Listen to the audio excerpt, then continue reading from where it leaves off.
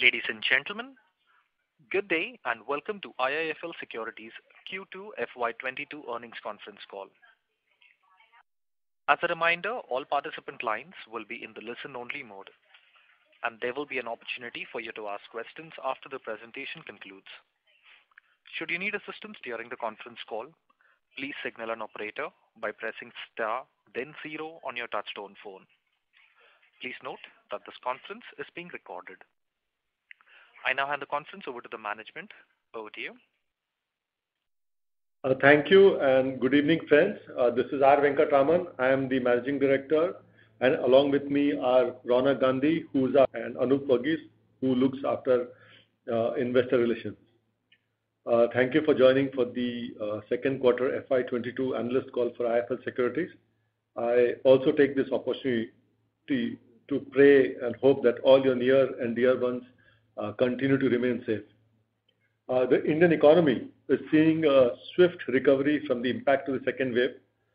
We are well placed on the path of recovery thanks to the rapid vaccination rollout. I think today we completed 100 crores vaccinations. This has enabled our economy to navigate the second wave of COVID-19 quite successfully. Our industry, which is broking, has also got a boost due to digitization and the fact that many people from tier 2, tier 3 locations are also get into trading and investing activities. This makes me believe that potential for growth for our sector is quite huge. Our markets are also currently in a bull market, and every day we expect the ever elusive correction on the anvil. Liquidity continues to remain strong with participation from all kind of investors, including foreign, local mutual fund, insurance, and last but not the least, retail investors and family offices. As I have articulated our strategy in the past also, it continues to remain the same. Our strategy continues to be built on research, technology and talent. We have an edge in capital markets because of our research and understanding of economy and corporates and markets, and that helps our business lines directly because all our business lines are focused around the capital markets. We continue to scale up our efforts to acquire customers and aim to give them a better and holistic trading experience. As you are aware, we have broadly 3 revenue streams. Retail, which is targeted at mass market, tech-savvy customers, and we not only offer them broking, but also other products like mutual funds, insurance, PMS, AI, etc. on open architecture model. The other line of business is, of course, institutional broking. We are the port of first call for most investors, thanks to our extremely strong research credentials. We are one of leading domestic institutional brokers. And third is investment banking, where again we are focused more on equity capital markets, IPO and QIB. And in this segment, we are uniquely placed because we are one of the few bankers on street who can fill 3 buckets of the IPO construct: retail, institutional, and HNI segment on the strength of our own distribution capabilities. Now coming to our results for the September quarter. Consolidated revenues for the quarter was 318 crores, up 46% year-on-year and up 19% on quarter-on-quarter basis. Let us first look at the numbers on a year-on-year basis. Brokerage income has increased 32% on a year-on-year basis, 143 crores versus 108 crores, and that is primarily driven by increase in trading activity and a rise in our average daily turnover. I'll talk more about that in the later part of my talk. Investment banking again has increased sharply by over 100% to hit 28 crores for this quarter against 12 crores for the last year same quarter. And distribution income, which is financial products distribution income, again rose 37% on a year-on-year basis. We are roughly doing a run rate of about 50 crores in this quarter, and primarily because of higher product sales. If you look at the quarter-on-quarter numbers, then brokerage income has increased 10%. 142 versus 130. Investment banking has increased 22% on a quarter-on-quarter basis, 29 crores versus 23 crores in the previous quarter of the same year. And financial products distribution income is more or less flat at same 50 crores range for the last 2 quarters. Other income at 20 crores, 19.39 crores to be precise, was up 11% on a quarter-on-quarter basis and 19% on year-on-year basis, primarily due to interest and treasury income. Coming to other expenses part of it, our employee expenses are up 14% quarter-on-quarter and 57% on a year-on-year basis, and that has primarily been driven by increase in headcount as well as increments as well as performance-linked variable pay. If you look at our employee count, the employee count was 2,376 in last quarter, in this quarter, sorry, and in the last quarter it was 2,136, and the same last year was 1,958.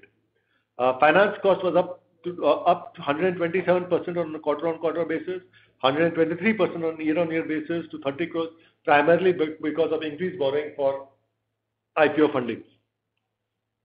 Admin expenses at 100 crores was up 16% quarter-on-quarter and 35% year-on-year, mainly because of increased sub-broker payouts as well as investments in technology costs as well as marketing and branding costs.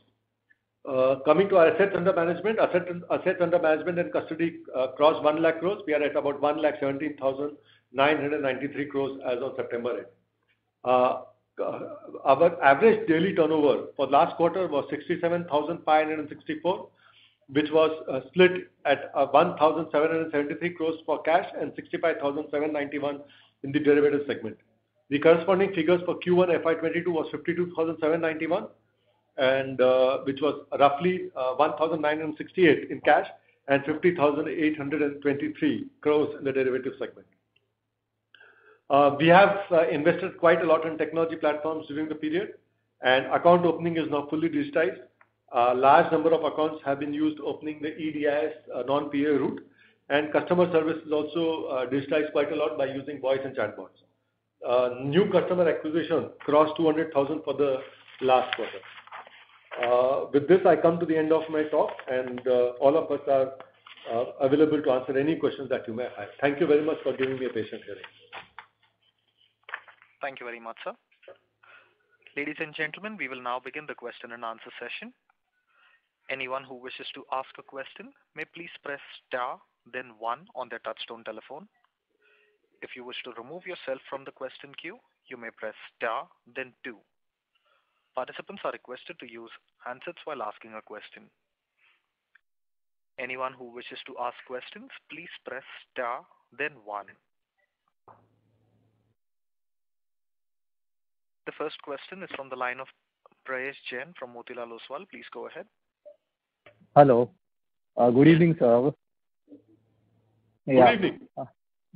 Sir, firstly, congratulations on a good set of numbers. Firstly, in terms of customer acquisitions, could you tell us about your customer acquisition costs? And secondly, also you could talk something about the market share trends in retail brokerage for you in both cash and F&O. Okay. Now coming specifically to customer acquisition, as you know, we have a multi-channel, multi-prong approach for customer acquisition, which is a mix of direct sales force, relationship managers, as well as sub-brokers. And we also acquire customers through our gold loan branches. So if you look at our cost of acquisition, I think we are roughly in the range of about 1,000 to 1,200 for the last quarter. And your second question was related to market share, and I'll just give you the numbers for market share on a console basis, on a total market basis, not retail, because you have to denominator the total exchange turnover. There, our cash market is about 2.69, which was last quarter at about 2.59, and F&O is broadly flat at 1.1. Okay. And so when you talk about your customer acquisition cost being 1,000 to 1,200, what is the payback period for this? See, actually, we believe that these customers give us a payback in about 15 to 18 months. Okay. And what will be the activation rate? See, if you look at our activation rate has actually improved. And the reason for the increase in the activation rate is a combination of, I guess, a good market sentiments, also We have made changes to our mobile app with a simpler login process. We have also had campaigns to increase downloads and launch new products like Well-Def and Small Case. A recent activity in IPOs also helped, and we launched an NCD which was in-house. That also helped. So effectively, our activation ratio, which was hovering at about 20-25%, has gone to about 40-45%. Wow, that's great. Thank you so much. I'll come back in the queue if I have more questions. Thank you. Thank you so much. Thank you. Participants who would like to ask questions, please press star, then 1. The next question is from the line of Sahej Mittal from HDFC Securities. Please go ahead. Hi, sir. Congratulations on a great set of numbers. Just a follow-up question. So you mentioned that your customer acquisition cost is in the range of 1,000 to 1,200 rupees, and the payback is 15 to 18 odd months. So if I do the calculation, the per month brokerage per customer comes at about 75 rupees. So that, kind of tells us that, the activity rate per customer is pretty low. Even at a 20 rupees per trade charge, this would not even translate to, more than 4 trades a month. So just wanted to confirm if these were the right numbers, or how should we look at it? See, if you look at the numbers now, the way we look at it is that we have a cost of acquisition about 1,300 or say 1,000 rupees for for rounding off simplicity. And effectively what happens is that the average brokerage, what you're talking about, is roughly about 100 rupees. And I have given an estimate of about 18 months for break-even. And what happens typically is that if you have a large pool of customers, then obviously the averages work out like this. But we also hope to get some big hitters. So effectively it works out like that. So your guess is right that this is the average brokerage we make. Mm-hmm. And sir, are there any initiatives which the company is taking to improve this ARPU per customer, which is significantly low at about 80 to 100 rupees? Are we doing? Yeah, we have been trying to look at a number of measures in which we are hoping to improve our ARPU. And see, margin funding, once upon a time we had a big product in margin funding which has come down significantly. So funding products, then cross-sell products are two ways to improve our ARPU. And we are still taking baby steps in that, and our aim is to improve that over the days to come. Yeah, thanks for that. Thank you, sir, and all the best. Thank you. Thank you. The next question is from the line of Akhil from Robo Capital. Please go ahead. Hi, good evening. So I'm sorry, I just missed the market share for the cash segment. Could you tell me that number again? Yeah, it is 2.69 for the last quarter. For this quarter, last quarter was 2.59. F&O is broadly at 1.1. Right. Okay. And my next question is related to the Karvy acquisition of their Demat accounts. So what is the potential revenue that you would be able to potential revenue that could come from this acquisition? See, actually, if you look at it now, the way we are looking at it is that we have converted close to about 100,000 Karvy accounts, and we have got close to about 55-60,000 crores of assets. So our aim is to make sure that we sweat this asset effectively in the days to come. So I don't have a number in mind which I can talk about as a revenue upfront, but these are the numbers which I have, which I can share with you. Okay, fine. Okay. Thank you so much. Thank you. Thank you. Participants who would like to ask questions, please press star, then 1.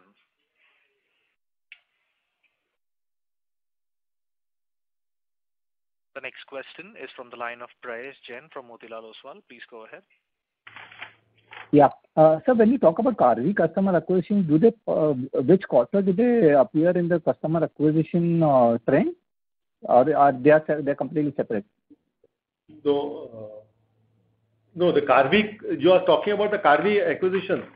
Yeah, Demat account acquisition. So when you show your customer acquisition chart, does it reflect in that, or these are only organic? Yes. So the 200 includes that 50,000 last quarter, and 150 also includes 50,000 for the previous quarter. So if you remove that, we were at about 100,000. That has bumped up to 150,000. Okay. Got that. And secondly, on your distribution income, you mentioned that your distribution income was flattish on a sequential basis, right? Yes. But sir, in that sense, mutual fund ideally should have gone up because of the AUM trajectory that we have seen.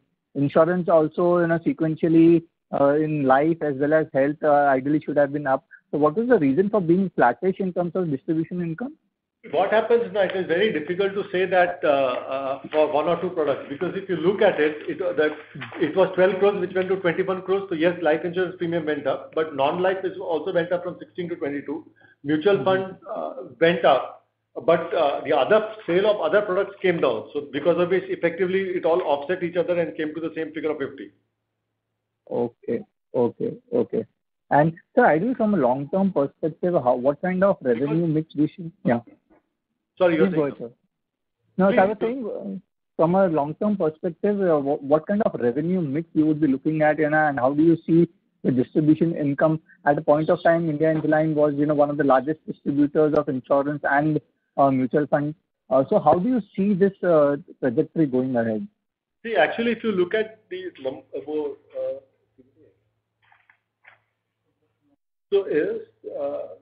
one second, I'll just tell you. Historically, if you look at FPD, now you're right. Once upon a time, we were one of the largest distributors, but that was 10, 15 years ago. In 2008, we did almost 15% of ICICI through first year premium. But those days are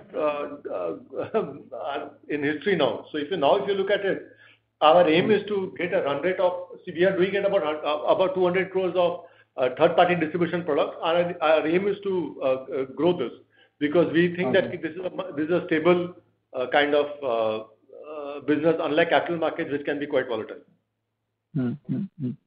Interesting. Okay, but I want to use a relatively stable. Okay. And so, can you share any indication as to whether your retail market share has improved or declined? No numbers, but any sense as. Look at our F&O market share now.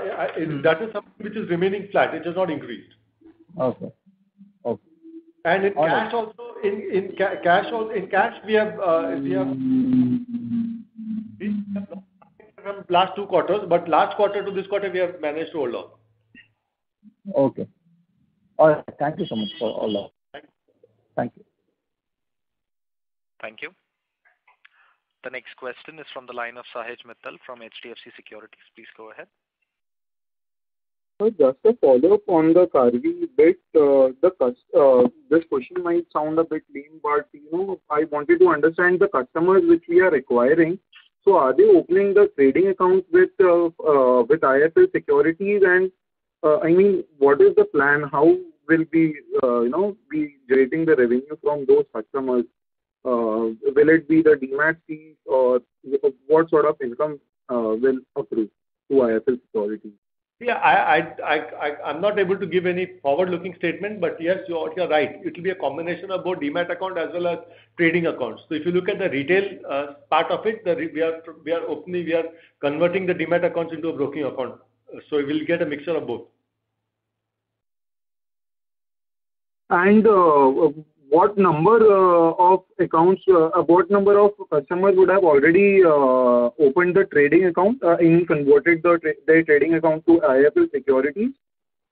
See, roughly, what the amount we gave is 1 lakh. So roughly 1 lakh customers have opened trading accounts. Got it. Okay, sir. Thank you. Thank you. Participants, to ask a question, please press star, then 1. The next question is from the line of Ashish Kapadia, an individual investor. Please go ahead. Hi, would you be able to shed some light on the new subsidiary that's going to start business from next year, the Lifelong Protection and Wellness Solutions? What is the internal revenue target, and what are the margins? And effectively, shed some light on the business model as well, please. See, that Live Long, which is a subsidiary, which is more to do with healthcare and other ancillary type of business. It's more like a customer engagement tool as a supplement to our insurance distribution business, and that was the intention of it. So it will be effectively trying to give value-added services to our customers who are buying life and health insurance with us. So as of now, it will be a more like a customer engagement initiative. So the numbers, the revenue targets are quite minuscule. So do you see that as a profit center or a cost center? Because I think it sounds like a cost center and a profit center to me. We hope that we don't bleed in that, but our aim is to improve persistency, health, in customer engagement and things like that. Right. That's it for now. Thank you very much. Thank you. Thank you. Participants, to ask a question, please press star, then 1.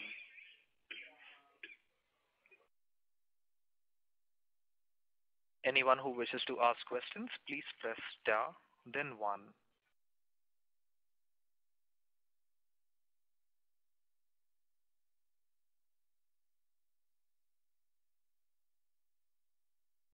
Participants who would like to ask questions, please press star, then 1. The next question is from the line of Pranay Javeri from J&J Holdings. Please go ahead.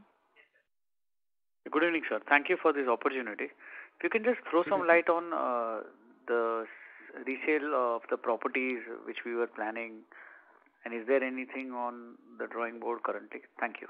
No. Thank you so much. But we have been continuously reducing our exposure to real estate. So as we speak right now, we have got it down to about 6 lakh square feet of office space, and so now the big office space is there in Chennai, which is about 2,50,000. That is our and others and Bombay big offices are there, which we hope to retain, and all the smaller offices we are in plan to sell. I think beginning of the year it was about 700,000.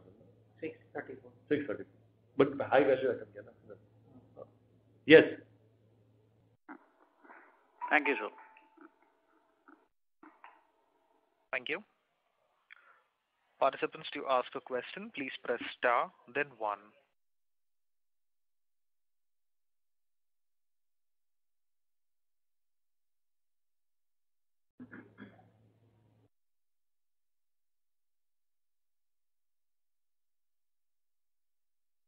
Anyone who wishes to ask questions, please press star, then 1.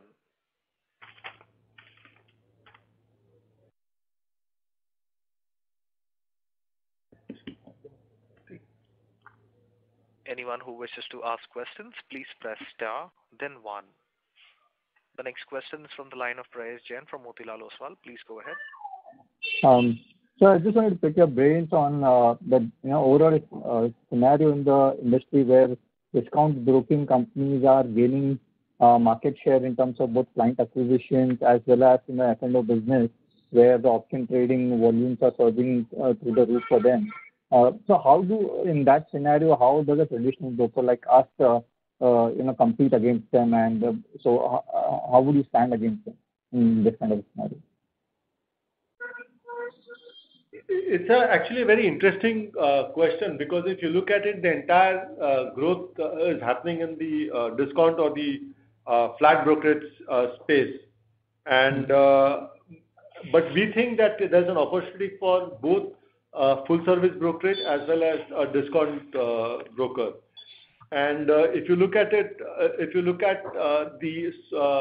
a large segment of the population, which are the so-called millennials and trading aggressively options, and this was one segment actually we missed out in the past.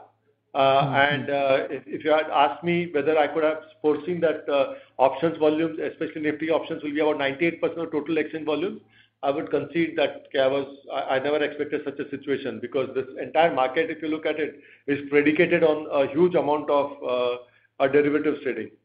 So we, as an organization, if you remember many years ago, many quarters ago, all of you asked, what was the rationale for 5 paisa? And that was a precise reason why we did 5 paisa split, because that's a discount broking company, and world over discount broking activity is done by a separate corporate activity, and it has not been done by a full service as an SBU. So we also offer a flat brokerage system, and but we believe that there is a market for full service broker, And although it won't be a game of getting market share at low brokerages, but our aim is to have a loyal set of clients who have some kind of mass affluent service expectations. Okay.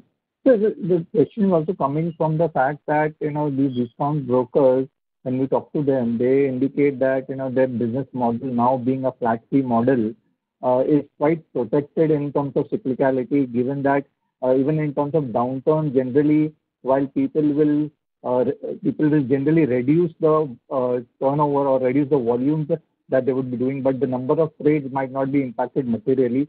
So in that sense, their revenue might more or less be protected even in terms of a market fall.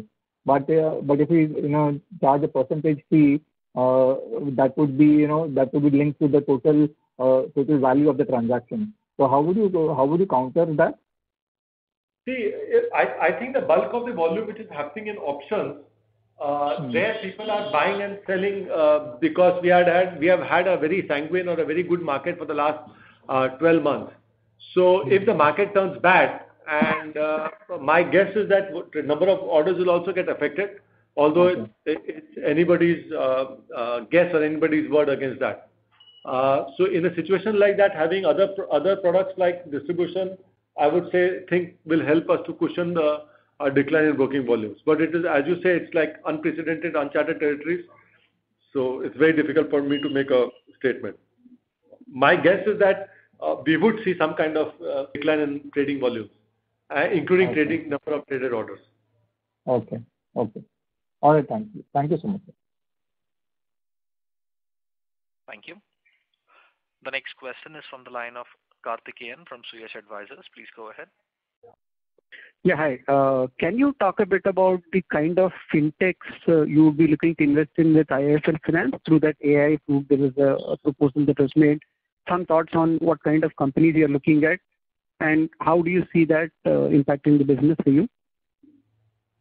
See, the fintech fund which we had launched was targeted to invest in companies where we have a role to play in the entire fintech ecosystem.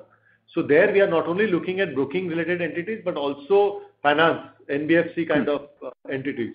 So we have made one investment in Trendline.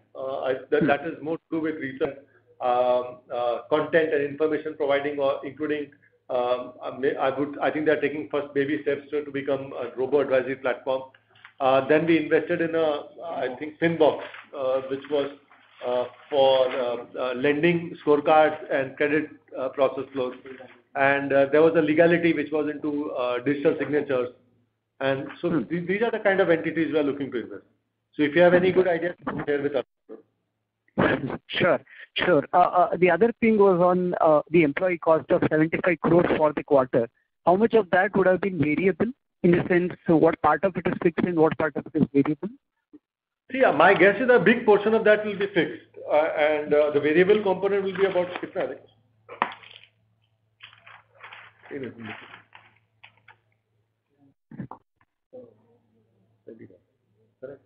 20, roughly 80-20 rule will be there. Okay, sure. Thank you and best wishes. Thank you. Thank you. The next question is from the line of Sahej Mittal from HDFC Securities. Please go ahead.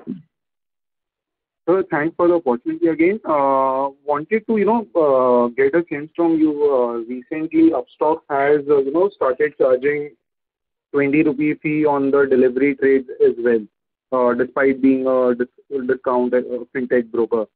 So what are your thoughts, going forward, given that the prices are already at, the rock bottom? So what are your thoughts? Can we see a price hike across brokers, or given that these are deep-pocketed brokers, they will not be, taking a price hike?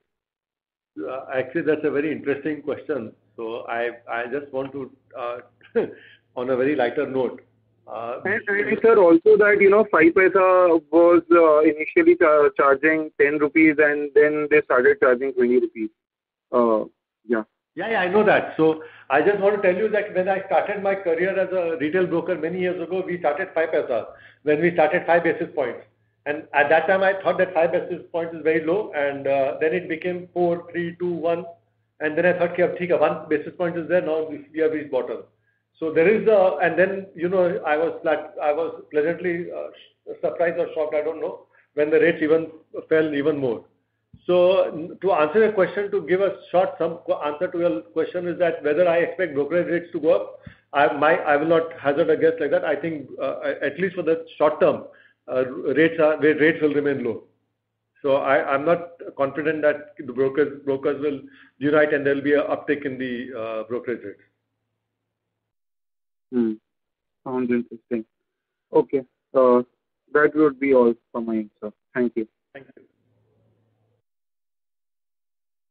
Thank you.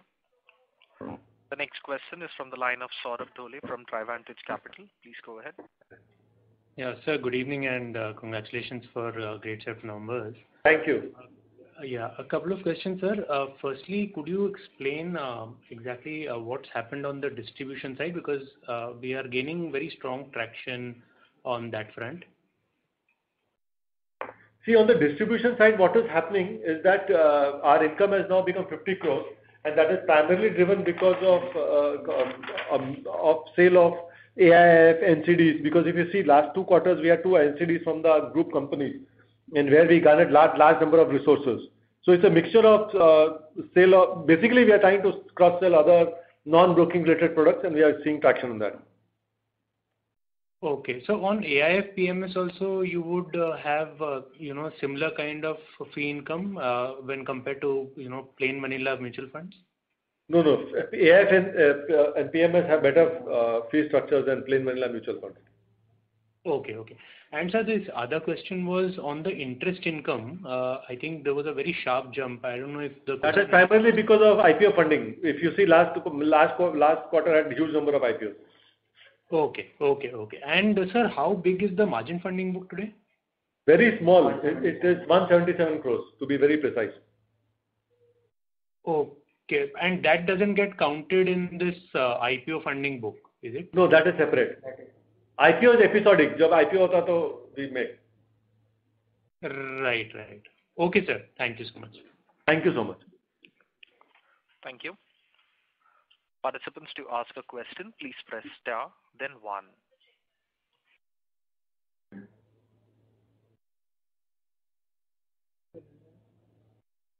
If nobody has any question, thank you so much for joining us on the call today, and wish all of you a very happy Diwali and best wishes for a glorious new year, and may all the bulls be with us. And if you have any follow-up questions, please feel free to reach out to Anup, and we'll be more than glad to answer any questions that you have. Thank you so much. Thank you very much, sir. Ladies and gentlemen, on behalf of IIFL Securities, that concludes this conference. We thank you all for joining us, and you may now disconnect your lines.